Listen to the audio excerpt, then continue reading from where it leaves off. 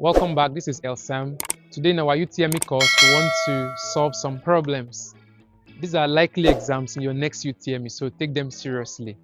And if you're feeling confident already, looking at the questions, you can pause the video, try to solve the ones that you are confident about, and then you play it. And then I believe you'll be doing well by now because we are close to the exam. This is lecture 70 out of 100.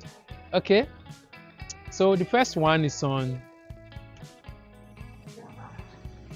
this first question. It's on coordinate geometry.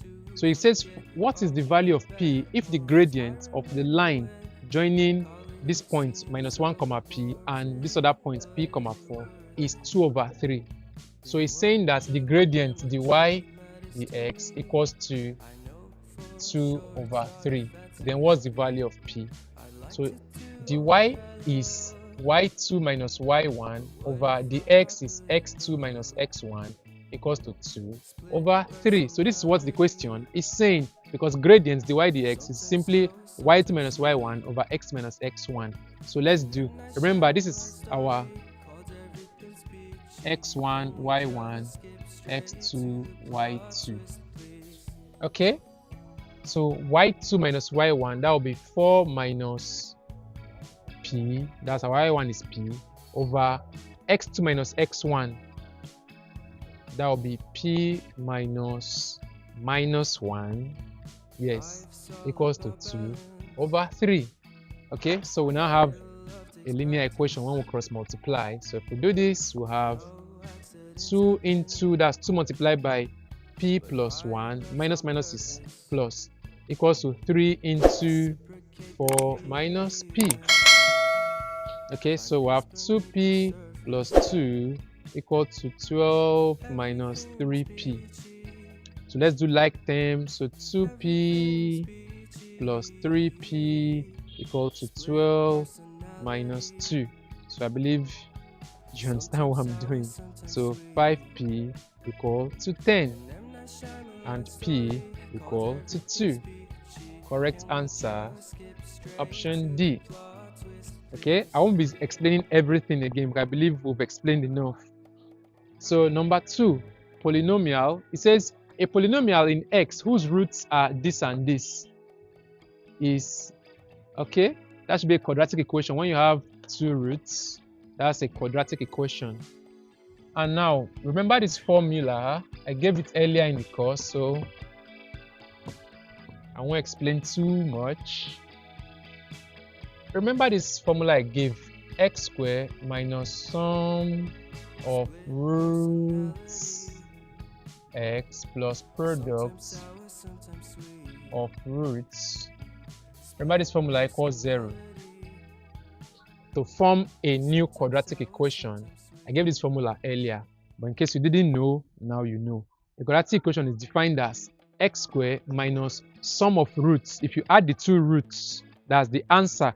When you solve a quadratic equation, you have 2 answers. Those 2 answers are called roots. So the sum of those roots, if you put it here, x plus product of the roots equal to 0. Now we are given 2 roots. It says whose roots are 4/3 and 3/5. So let's get the sum of roots first. Sum of roots is 4/3 plus 3/5. Our LCM, okay, let me go. So our LCM 3 and 5 is 15. 3 and 15 is 5. 5 times 4 is 20.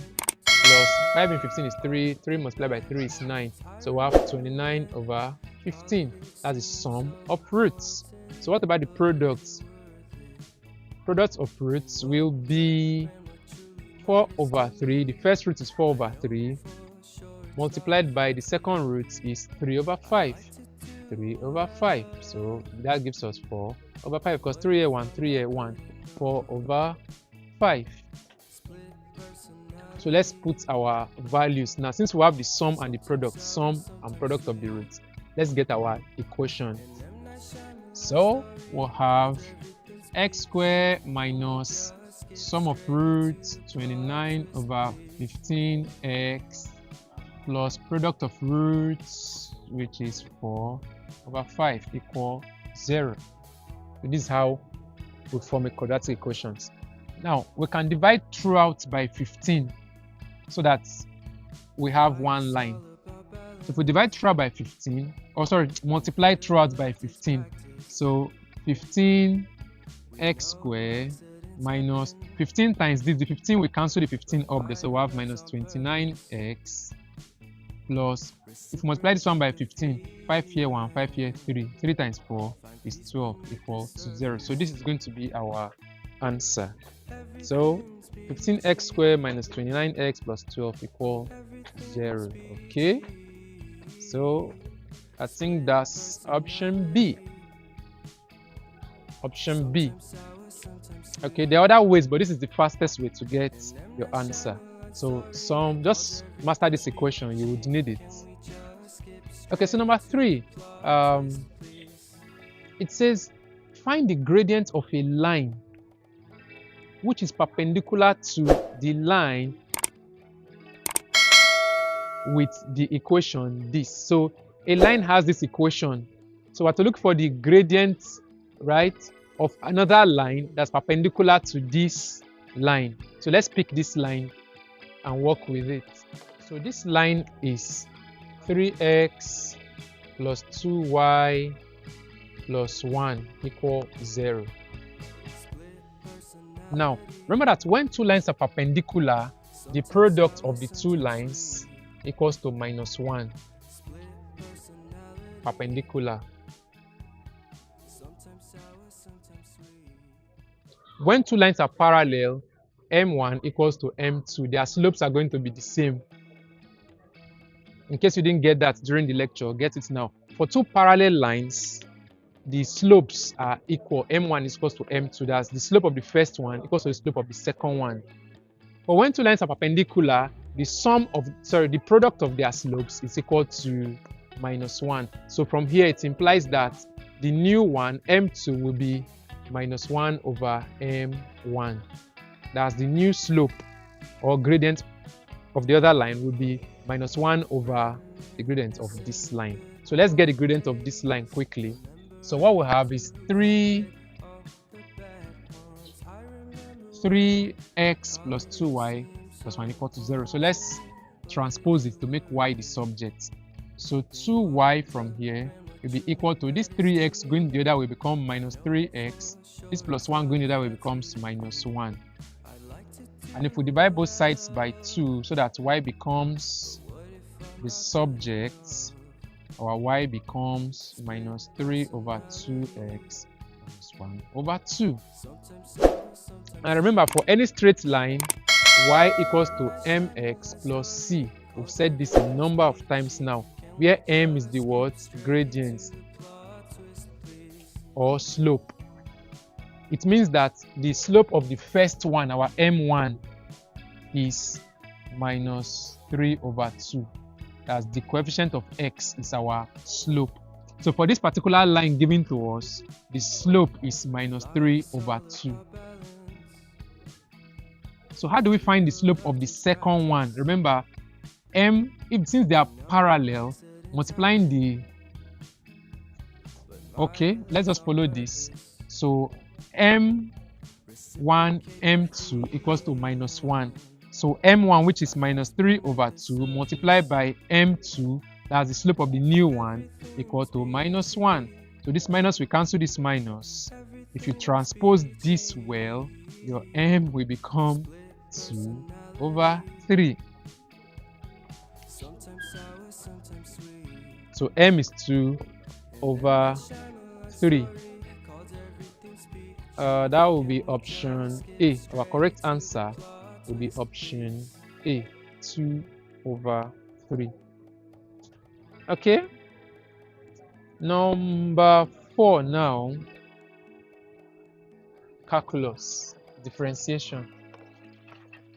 It says find the value of the derivative of this. So y equals to x7 minus x5 all over x4. Okay, if you attempt to use quotient rule, you will waste all the time. Remember, you only have 40 seconds to solve this problem. So what do? Your y can be written as x7 over x4. Just break the fraction. minus x5 over x4. So let's break the fraction. Remember our law of indices. So y will be 7 minus 4 x cubed minus 5 minus 4 x. So this is your question. This is equivalent to this. We've not done our differentiation yet. We just broke it down. So now let's differentiate. So our dy dx will become 3x raised to power 2. I believe you understand the principle already. Minus, if you differentiate x, you get 1. So that's our simple answer. So 3x squared minus 1. So in the 40 seconds you have, I believe you can solve this and get that answer. So number 5, circle. Okay, so what we'll have is a circle, center O, radius. Remember, know that the radius will be of the same length, obviously, and then we have this chord. Now we're giving this angle as 74 degrees. Now remember, if you have a triangle where these sides are equal, it means that these angles are equal. If this is x, this is going to be x. Okay, so let's just apply this principle here. So since this is the radius of the circle, this is the radius of the circle, they are equal, it means that these two angles are going to be equal. So let's call them x. So this is angle x and angle x. Now, so here will be 74 degrees.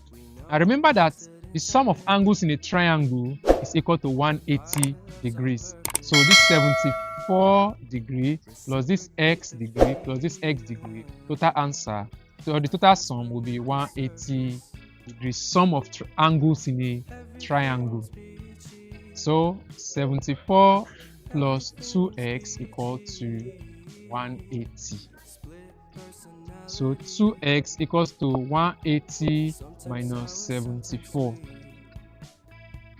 So 2x equals to 10 minus 4 is 6. That's 106. I know some of you might solve, and because you have seen 106, you choose your answer happily. Don't be too happy. We still have 2x equal to 106. So to get our value of x, which is the angle OPQ, our angle P, this is angle P. So we're looking for this angle, which is one of our x.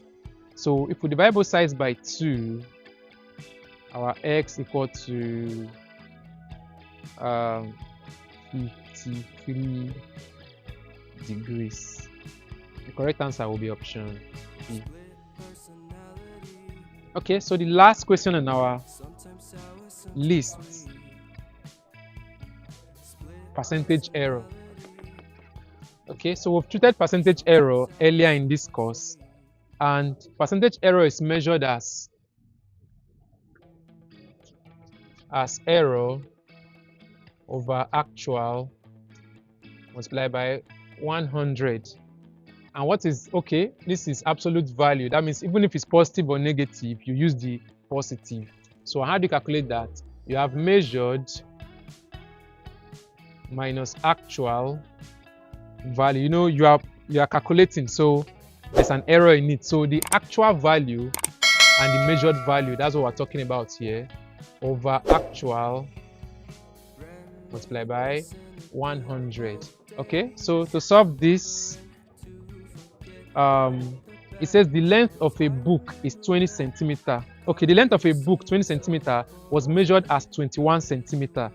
So the measured is 21 minus the actual is 20. All over the actual is 20 times 100. So what we have here is 1 over 20 multiplied by 100. 20 here 1, 20 here 5. So our answer is 5%. Okay, so that marks the end of our lecture today. I remain Elsam. Kindly subscribe to this channel to keep getting interesting solutions to mathematical problems.